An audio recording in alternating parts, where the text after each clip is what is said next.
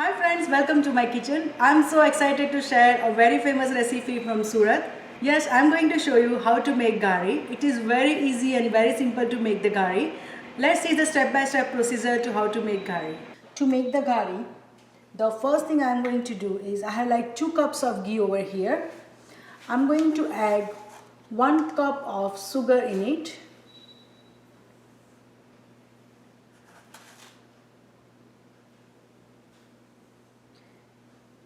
And then mix nicely. Now I'm going to put this in a microwave for 30 to 40 seconds. So now my ghee is nicely melted. Now just give it a nice stir. Before you start your gari, you want to finish this step first. So while you are making gari, this will come onto the room temperature. Now I'm going to keep it aside and I'm going to prepare my dry fruit mixture. So to make the filling, I am using milk mawa. This one I bought from Indian store. If you don't have the mawa available, you can also use milk powder. Then I'm going to use 2 tablespoons of chickpea flour. This one is just for the binding, so you don't need that much of chickpea flour. So for my dry fruit mixture, I am taking half cup of almond and pistachio, 1 teaspoon of poppy seed, 1 teaspoon of cardamom powder, and few strands of saffron. Now let's prepare our filling. So my pan is hot nicely. So I'm going to add 2 tablespoons of ghee, and in that I'm going to add 2 tablespoons of chickpea flour and then saute it.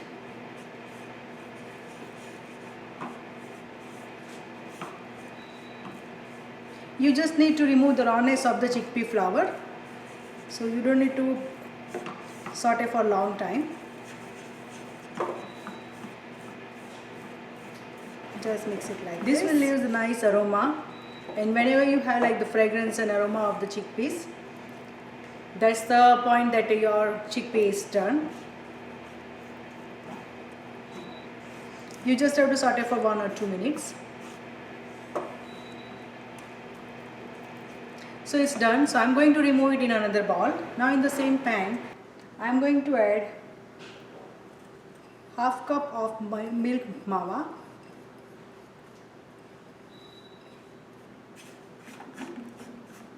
and then saute nicely. The mawa will release the ghee, so you don't need to add extra ghee in it.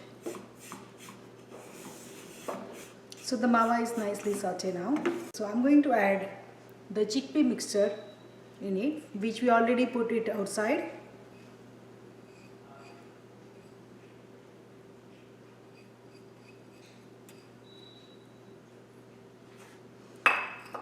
And mix it.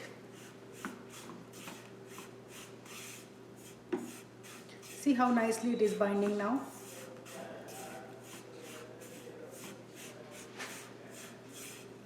So it is going to hold the shape when you are making the ghari. Now I'm going to switch off the flame, and then I am adding my dry fruit mixture in it and mix everything again.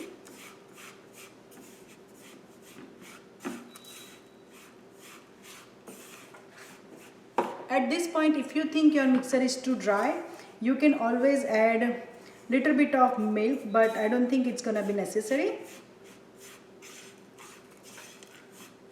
Now I'm going to transfer this into the bowl and let it cool down completely. So while my mixture is cooling down, I'm going to prepare the dough for the outer layer.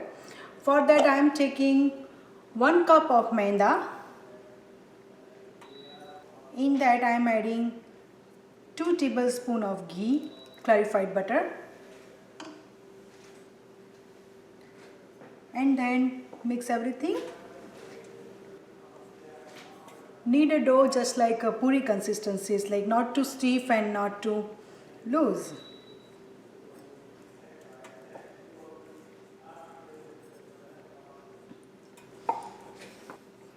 So our dough is ready.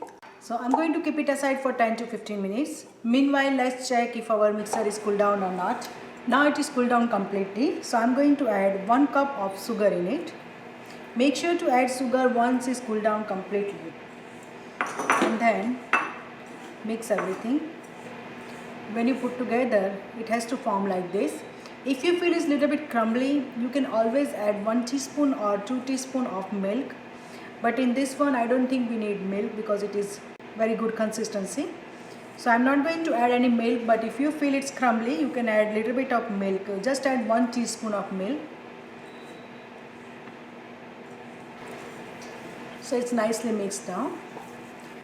Now I'm going to take little bit of my mixture and then press it in your hand to make a ball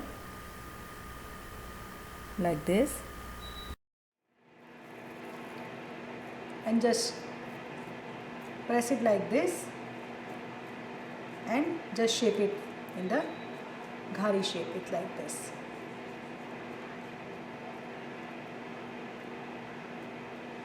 Here, so I'm going to finish with all my mixer like that.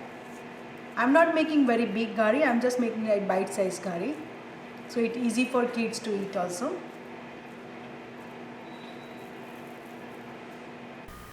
And this day people also are watching calories, so this is a nice portion size, and you can enjoy the ghari and same time you can cut down a little bit of calories.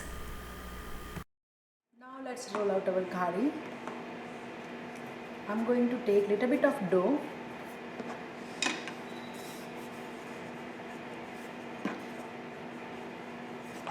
and just roll out in the thin puri shape.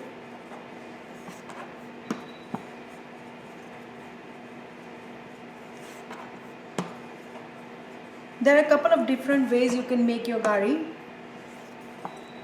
Let me show you. So whatever is convenient for you, you can make it like that. So one is just put it like this and gather it like you are making a kachori.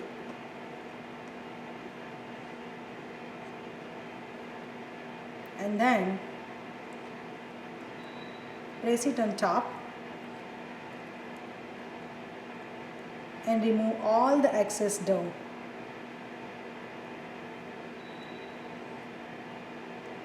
And pinch it.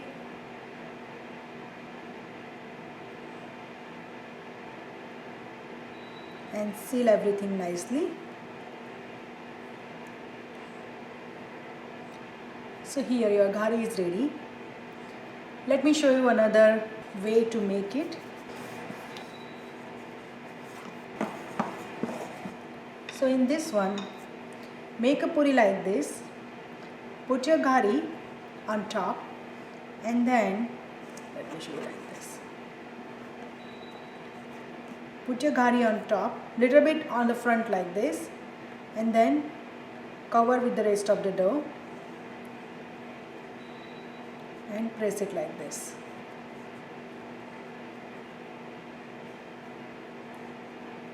Just press it nicely and then remove the excess dough.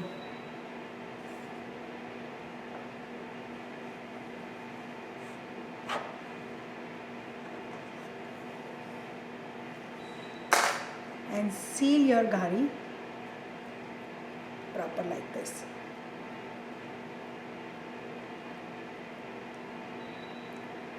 And just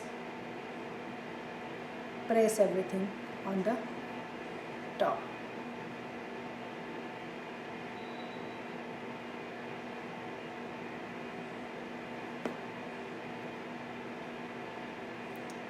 And just make it a nice shape.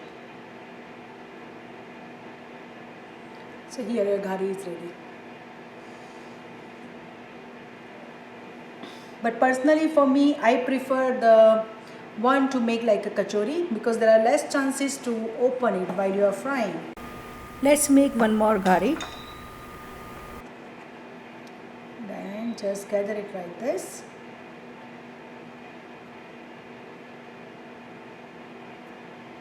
So this is my favorite way to do it.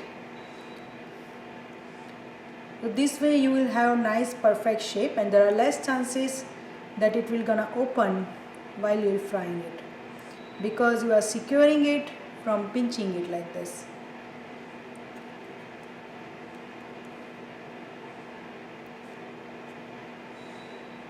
So let me finish all the gari. So here all my garis are ready. Now I'm going to fry it. So my ghee is nicely hot now. Let me see. See, it's already hot. Now let's fry our gari. Just put one at a time, very gently and carefully.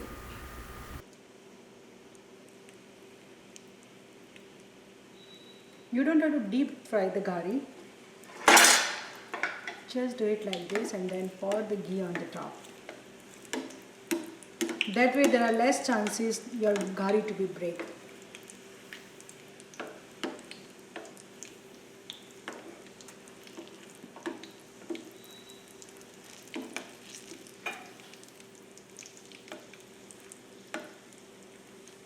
Just pour your ghee like this.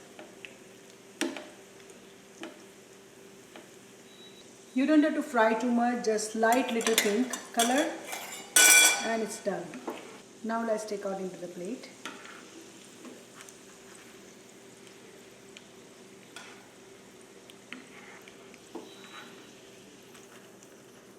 And same way you have to finish with all the garis. So all my garis are perfectly fried. As you can see, there is no break in any of the garis. So when you are frying the gari, make sure to take care of while you are frying. So there is no breaks in any of the gari and that is perfectly shaped. So I'm going to let it cool down for at least half an hour to an hour and then I'm going to dip into the ghee. Now this has been cooled down completely. Now I'm going to dip into the ghee. Remember, this is the ghee, we already put it on the side. So it turns solid like this. Now I'm going to take my ghari and dip properly inside the ghee and then just put it like this.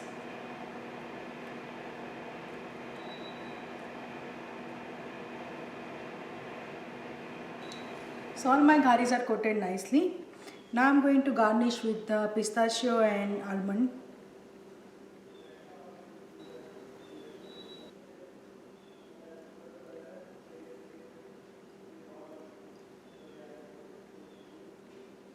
And now let it set for 3 to 4 hours. So the ghee will coated nicely and it will set on the gari very nice. So as you can see, my gari is perfectly done. See, all the ghees are settled down very nicely.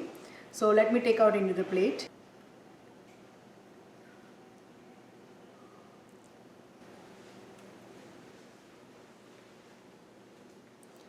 So my gari is ready. And now you know how easy and simple to make. So I'm going to enjoy my gari and you start making your gari in your house and let me know the outcome and I'll see you with the next recipe. Till then, happy cooking.